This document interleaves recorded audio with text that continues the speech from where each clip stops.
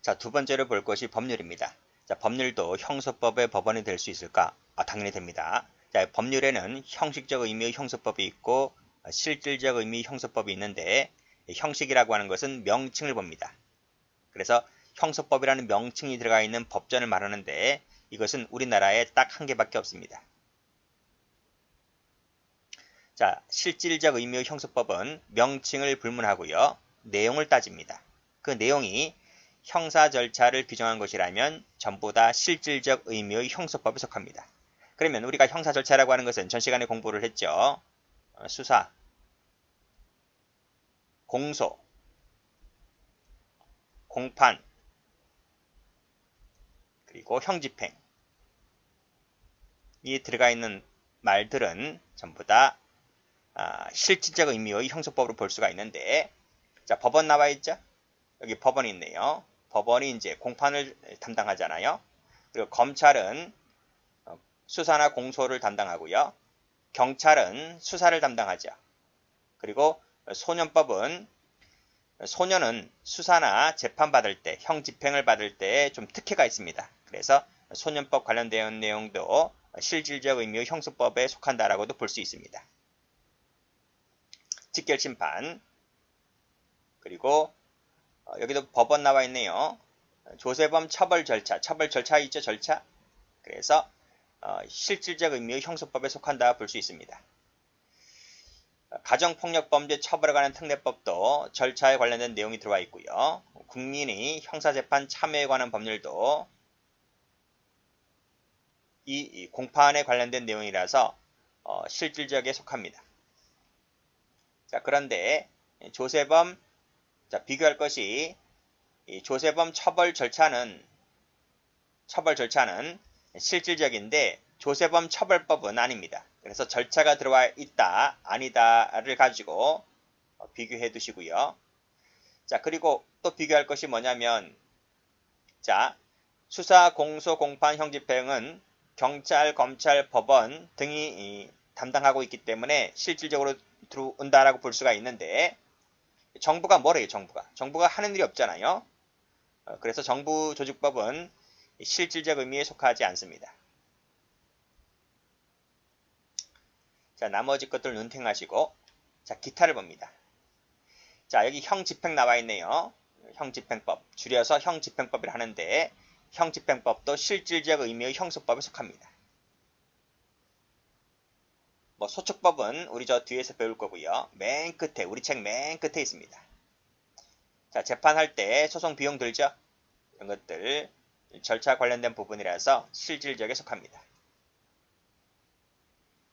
군형법에는 절차가 없죠. 형법이라 했기 때문에 형실에 관한 법률도 이제 형법 맨 끝에서 배웁니다. 형소법은 아니고요.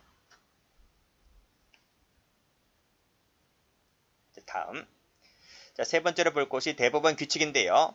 대법원 규칙은 헌법에 있다 했죠. 여기 헌법 제8조에 있는데 이것은 형소법의 법원이 될 수가 있습니다. 법무부령은 될 수가 있을까? 세모입니다. 되는 게 있고 안 되는 게 있습니다. 자, 대법원 규칙. 자, 대법원은 소송에 관한 절차, 내부 규율과 사무 처리에 관한 규칙을 제정할 수 있다. 이것이 대법원 규칙입니다. 자, 23년도 경찰 승진 시험에 나왔는데 지금 여기 밑줄 그어놨죠. 꺽쇠, 법률이 저촉되지 아니하는 범위 안에서만 할 수 있는 겁니다. 그래서 23년도 경찰 승진 시험에서는 이 법률에 저촉되지 아니하는 범위 안에서를 빼고 출제했습니다. 틀립니다. 대법원이 막 제정할 수 있는 게 아니라 법에 저촉되지 않는 범위 안에서 할 수 있는 것이지. 왜냐하면 규칙은 법률의 하위법이라서. 그래서 이 꺽쇠로 묶은 부분이 빠지면 틀린다 했습니다. 자, 그 밑에 당연히 규칙은 형소법의 법원이 됩니다. 예로서 나오는 것이 형소규칙. 우리 자세히 배우죠? 법정 좌석에 관한 규칙. 밑에 방청 및 촬영에 관한 규칙. 일부 조항들 배울 겁니다. 이런 내용들이 있다. 자, 법무부령입니다. 자, 법무부에서 발하는 명령인데 그 이제 법무부령입니다. 자, 이것이 될 수 있을까? 자, 수사기관 내부의 업무 처리 지침을 규정한 법무부령은 안 됩니다. 안 됩니다. 그래서 검찰 사건 사무규칙, 사법경찰관리 직무규칙, 이것은 내부의 업무 처리 지침을 규정한 것이라서 안 됩니다. 출제된 적이 있습니다. 그렇지만 예외적으로 대외적으로 구속력을 갖는 경우가 있어요. 그때는 됩니다. 징수 동그라미. 징수. 자, 검찰 징수 관련된 사무규칙은 대외적 구속력이 있기 때문에 이때는 법원성이 인정됩니다. 자, 그래서 밑에 판례 보면 사건 사무규칙, 검찰 사건 사무규칙 세무 치시고 안 됩니다. 그 다음에 밑에도 같은 내용이죠. 안 됩니다. 그래서 출제는 이 판례 나온 적도 있고 밑에 판례 나온 적도 있고 같은 판례이긴 하지만 안 된다. 정리해 두시고요. 23년도 승진, 23년도 7급 검찰 각각 전부 다 출제됐습니다. 자, 밑에 다음 페이지 사법경찰 관리도 똑같아요. 안 됩니다.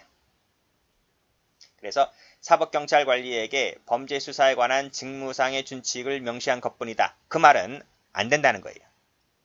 그렇지만 징수는 대외적 구속력을 갖는 것이라서 됩니다. 왜 된다고요? 왜 대외적 구속력을 갖습니까? 국민한테 벌금을 징수하기 때문에 그래요. 그래서 법원성이 인정된다는 겁니다. 책엔 없지만 자, 하나 좀 적어볼까요? 대통령령 관련된 법이 하나 있어요. 대통령령.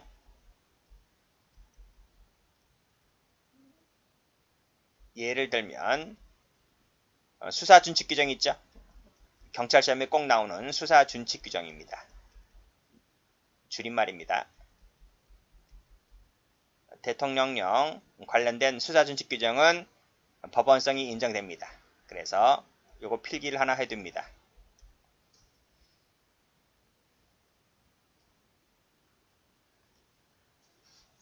자, 나머지 좀 보도록 하죠. 자, 헌법재판소 판례인데 밑에 대법원 판례부터 볼까요? 대법원 판례는 세무치입니다. 법원성이 인정되지 않습니다. 자, 볼게요. 왜 안 되는지. 대법원 판례는 해당 사건에 있어서 하급심만을 기속할 뿐이야. 그 말은 신급제도 때문에 인정된 것이기 때문에 대법원 판례는 법원성이 인정되지 않는다. 대법원 판례가 인정되지 않으니까 헌법재판소 판례는 인정될까? 라고 하는 것인데 헌재는 인정됩니다. 왜 그럴까요? 헌법재판소에서 해당 법률에 대해서 위헌 결정을 때려버리잖아요. 그러면 위헌 결정은 그 결정이 있는 날에 효력을 상실합니다. 당의 조문은. 그래서 효력 규정이기 때문에 이것은 법원성이 인정됩니다. 그래서 헌재 판례와 대법원 판례는 좀 달라요. 대법원 판례는 신급제도 때문에 이런 법조문이 있는 것이지 신급제도 때문에 마련된 것이므로 이것은 법 해석에 불과합니다. 대법원 판례는. 하나의 법 해석에 불과하다. 법 해석에 불과하므로 법원성이 인정되지 않는다. 그런데 헌법재판소의 위헌 결정은 효력 규정입니다. 효력. 그 해당 법조문을 날려버린다고요. 날려버리기 때문에 위헌 결정 맞으면 효력이 상실되기 때문에 법원성이 인정된다. 여기서 헌재 판례보다는 이거 지울게요. 결정이라고 바꾸세요. 헌재 결정. 이렇게 바꾸시면 돼요. 자, 앞에서 이 대법원 규칙은 법원성이 인정된다고 했잖아요. 그런데 비교될 것이 여기다 적을게요. 여기다.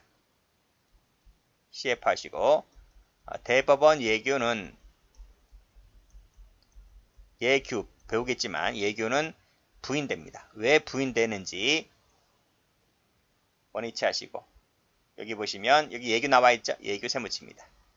예규는 사법부 내부의 복무 지침에 불과합니다.